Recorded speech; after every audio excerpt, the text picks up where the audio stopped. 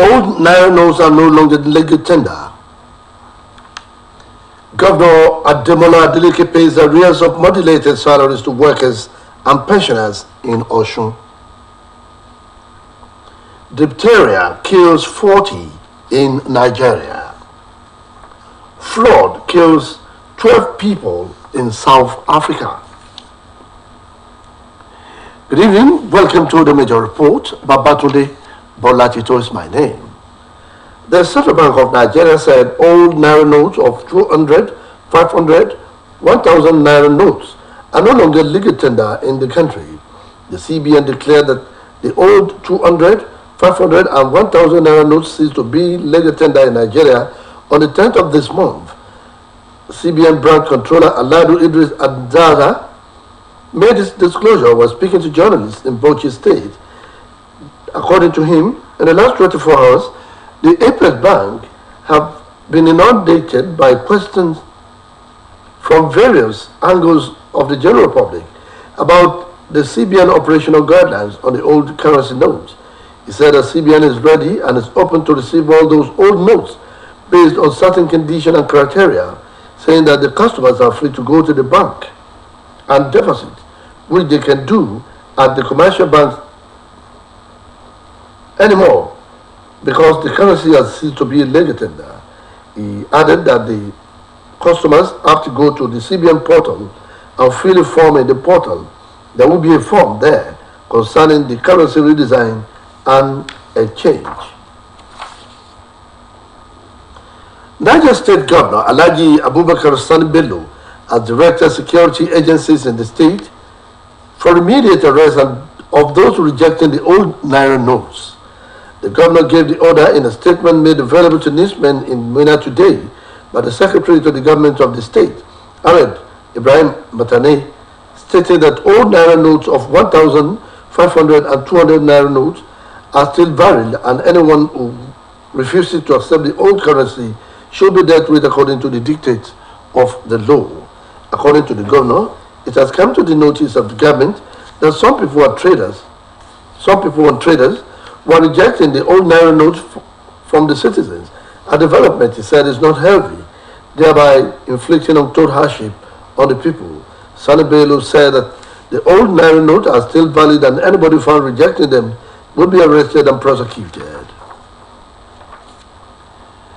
The Sultan of Sokoto, Alhaji Saad Abubakar, has lamented the protracted crisis over Naira redesign, saying it has caused hunger and anger in the country.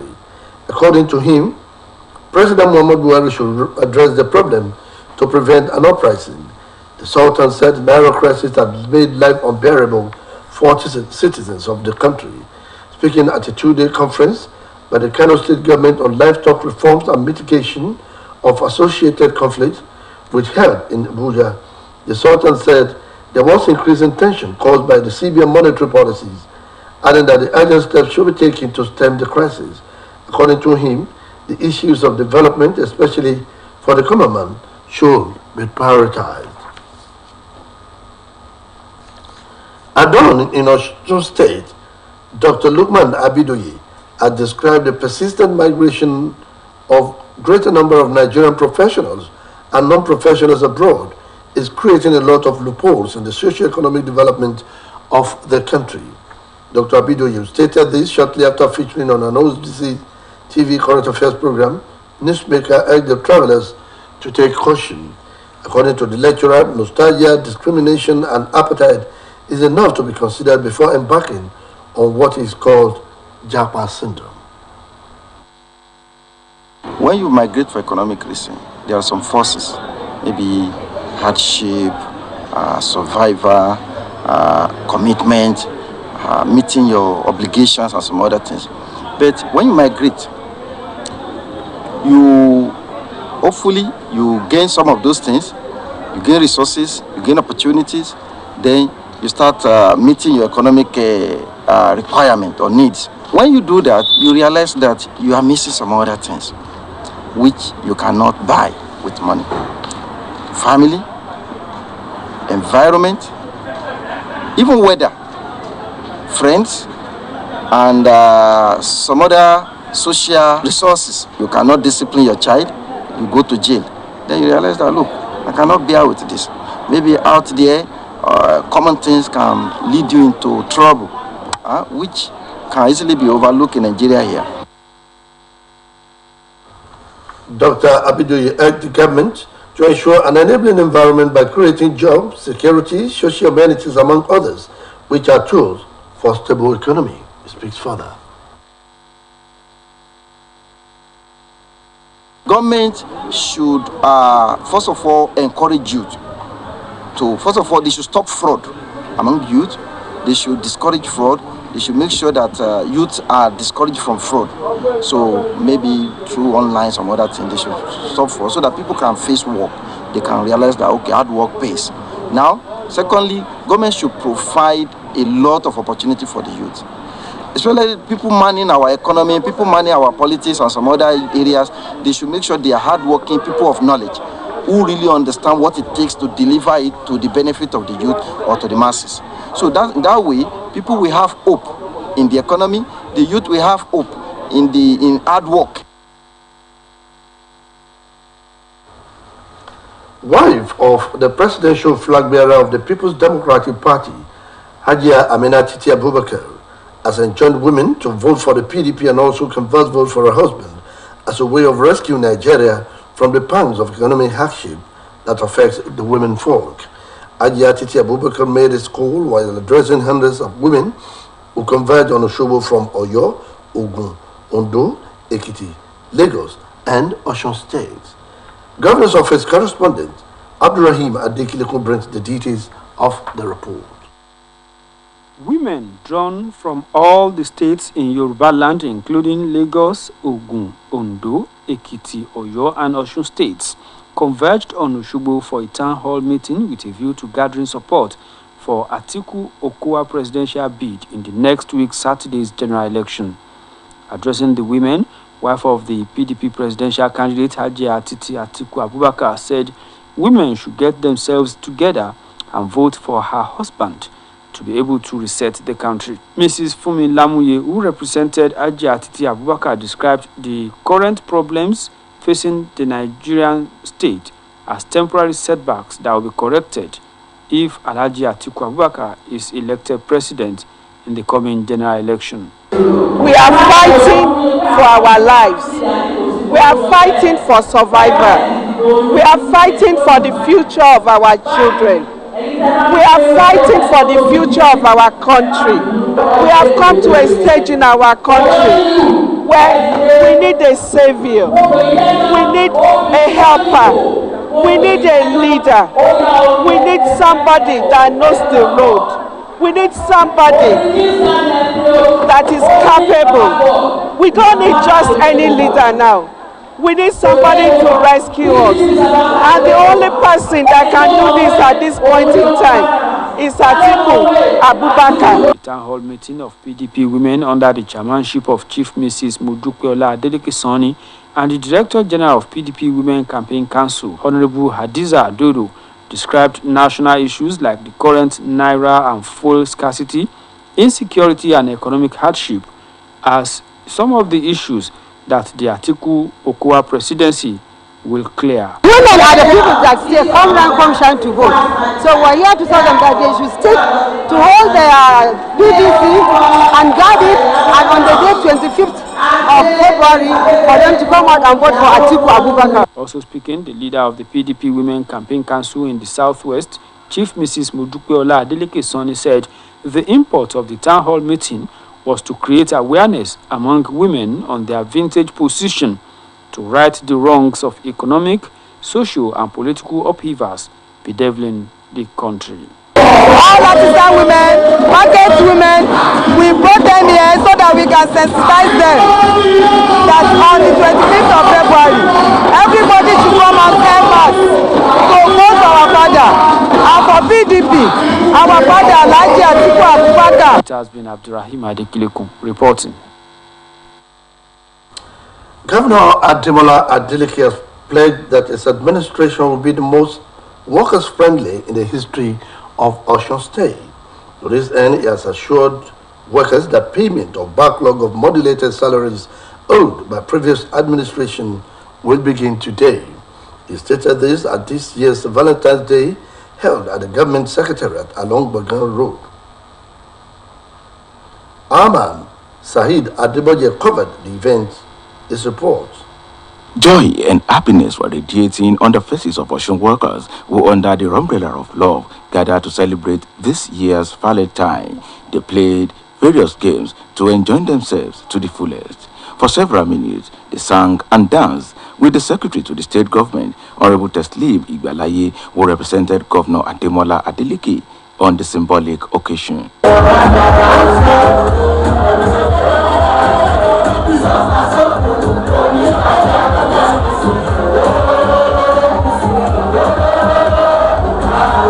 Addressing the teaming workers of Osun State, Governor Ademola Adeleke described Osun workers as highly diligent and trustworthy who should be treated with respect. The governor noted that the present administration values workers and the senior citizens, and he assured them of their welfare. Governor Ademola Adeleke, while assuring the entire resident of Osun of democratic dividend, urged them to support candidates of the People's Democratic Party in the forthcoming elections. As this year's Valentine gift, Governor Ademola Adeleke announced the payment of backlog of half salaries owed Osun workers, which he said begins today.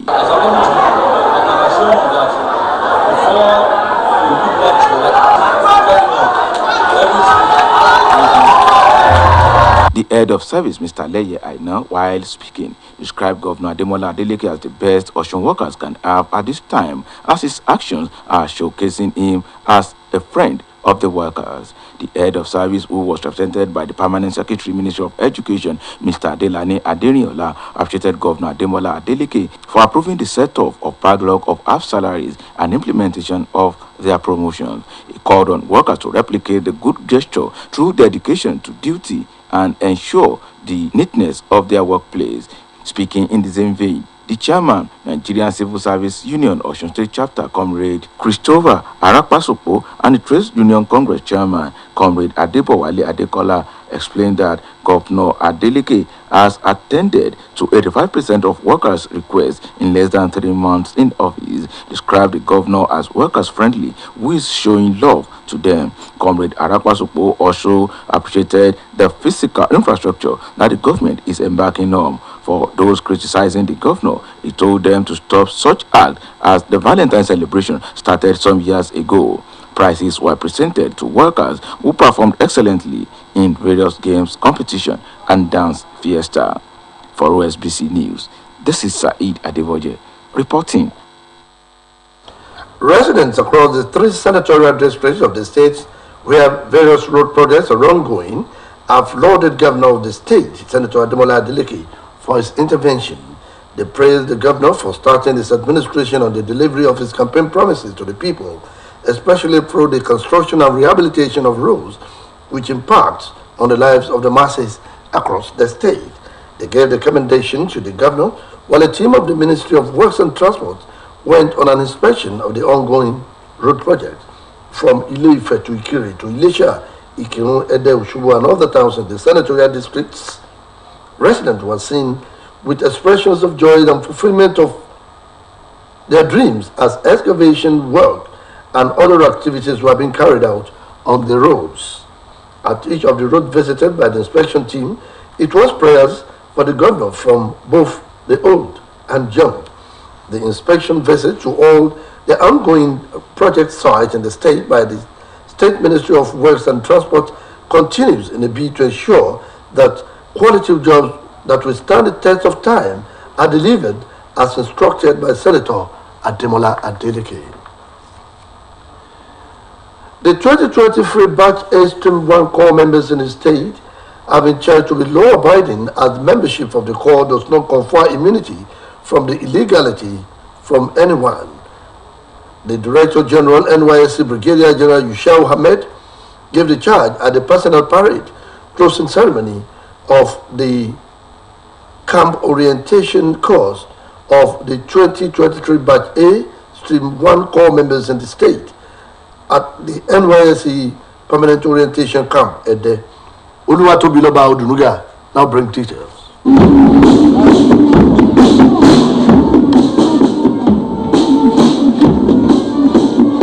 In his address at the National Youth Service Corps Personnel Parade closing ceremony of the camp orientation course of the 2023 batch A-1 Corps members in Osun State, the Director General NYSC Brigadier General Yushau Ahmed acknowledged the patriotic zeal with which the Corps members have demonstrated in their participation in camp activities and the exhibition of high level of discipline, urging them to remain resolute in the face of daunting challenges associated with their service here.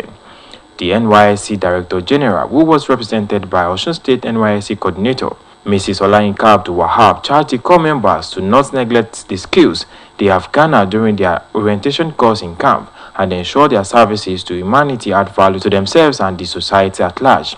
The NYSC Director General stated further that it is no doubt that the National Youth Service Corps NYSC scheme has awakened the capabilities of Nigerian youth in the warrior tasks of nation building with the contribution to the nation's greatness. Brigadier General Ahmed urged the Corps members to be wary of acts that portray negative image of the NYSC scheme, especially vices which include drug abuse and trafficking, cybercrime and advanced free fraud among others, while also charged Corps members' employers not to reject any NYSC members posted to them, urging to enable them develop their potential. It is my ardent hope that you will strive to meet the expectations of Nigerians by contributing towards the progress and development of our dear country. I enjoin you to perform your duties with diligence and be guided by the provisions of the NYSC Act and bylaws, as well as workplace rules and regulations. The personal parade closing ceremony of the camp orientation course of the 2023 batch A-1 Corps members in Osun State witnessed the inspection of the state coordinator, Mrs. Olayinka Abdul-Wahab, followed by a terminal parade of the Corps members and the 3 chairs.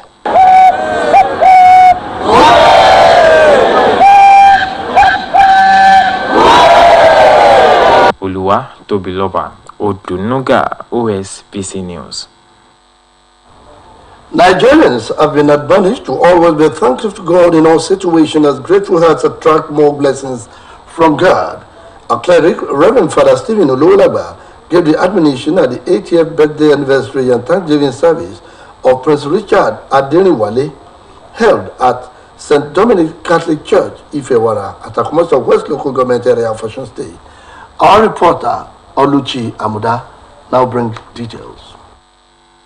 It was a joyful moment as families, friends and well-wishers converged on St. Dominic Catholic Church, Ifewara, at Akumosa West Local Government Area of Osun State for the 80th birthday anniversary and Thanksgiving service of Prince Richard Adeniwale in his homily.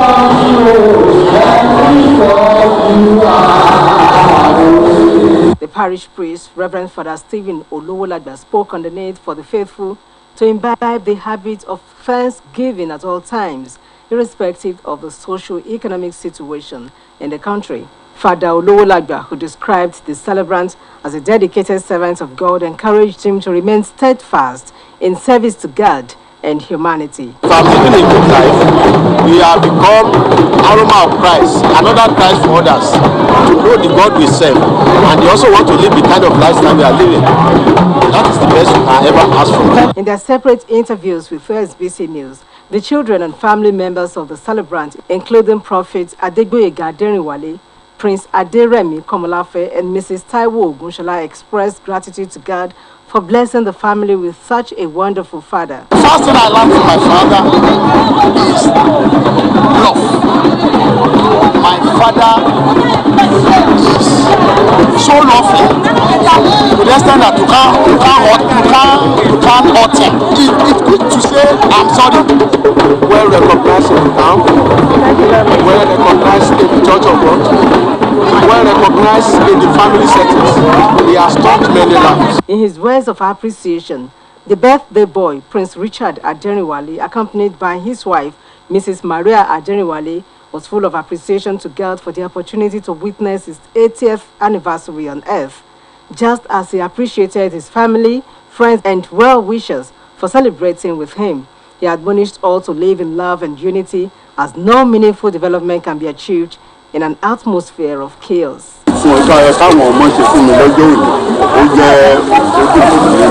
The event climaxed with the cutting of the birthday cake by the celebrant, joined by family, friends, and well-wishers. Oluchi Amuda, OSBC News.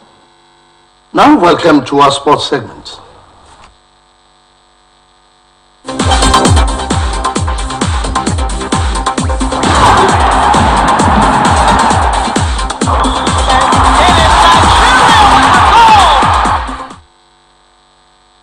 OSBC 5-a-side football competition continued today after a daybreak. For all teams as Wolf FC and Ayodeji Akinloye two-third City Rollers got the vital win in Group C. Omatayo Adebodun has the details of this and more from the world of sport. Hostility resumed today at the mini football pitch of OSBC Ile-Awiye Bale, venue of the ongoing maiden edition of the 5-a-side football competition, where Wolves FC tore apart their opponents Gabonfad FC to record the highest goal margin since the competition began. Olaniyi Ibrahim stole the show as he scored 10 goals, making him the current highest goal scorer at the moment. Dade Wofawaz got an hat-trick while Kayode Yusuf was also on the score sheet. The second game of the day saw Galacticos FC bow to City Rollers FC as Adekunle Fatai got a brace and Oyekola Sikiru was also on the score sheet for City Rollers. Akanji Ahmed got the consolation goal for Galacticos, who sits third in Group C. Matches continues tomorrow as Fly KKD FC will host Olonwa FC in the first game, while the second match will see Pepedem FC face off with K Dollars FC. In the meantime, 9-time African champions Nigeria has arrived in Leon, state of Guanajuato, Mexico, ahead of the four-nation Women's Revelation tournament taking place from the 15th to the 21st of this month in that city. They host Mexico, Nigeria, Costa Rica, and Colombia are the participating teams at the tournament, which has the objective of preparing the contestants for the 9th FIFA Women's World Cup finals in Australia and New Zealand this summer. The Super Falcons will play their first game of the tournament against the host Mexico starting from 10 p.m. Nigeria time tomorrow, 3 hours after the opening match between Costa Rica and Colombia. Meanwhile, the Super Falcons of Nigeria are among the teams that would be taking part in an invitational tournament in Turkey in April. The tournament is expected to put the team in proper shape ahead of the 2023 FIFA Women's World Cup. Nigeria will be up against co-host Australia, Olympic champions Canada, and debutant Republic of Ireland at what will be the biggest FIFA Women's World Cup finals ever, as it welcomes 32 teams, the same number as the men's final. Omotayo Adebodun, OSBC News. Over now to Olawumi Okalawa for foreign news. The department in charge of disaster management said the bad weather, which is expected to last for the rest of the week, struck the east, north and south, claiming lives in 4 of South Africa's 9 provinces. The spokesman, Longi Michali, told newsmen that the famed Kruger Park in tourist magnet bordering Mozambique and the largest reserve in South Africa was badly affected. He also said that the death toll has risen to 12, up from 7 since the event occurred. A spokesman for the National Parks Authority, SANParks, Isaac Fowler, said the movement inside the park is restricted as some roads are damaged and several camps inside the reserve have been evacuated as a precaution. In another development, 3 people were killed and 9 wounded in a bomb blast at a railway station in southern Myanmar. The junta information team said that the blast hit a station at Yuglabin town in Bago region, around 150 kilometers north of commercial hub Yangon. Report says at least 9 people have been wounded, and the junta statement blamed anti-coup People's Defense Forces for the attack. Myanmar have been in turmoil since the military seized power 2 years ago, with anti-coup rebels clashing with junta troops across the country. In December, around a dozen people were injured in a blast on a ferry in Yangon. Junta Chief Min Aung Hlaing acknowledged recently that more than a third of the country's townships were now under full military control. Olawumi Okonlawon, OSBC News. That ends the major report on OSBC TV. It was edited by Michael Adeniyi. Babatunde Bolatito is my name, saying good night.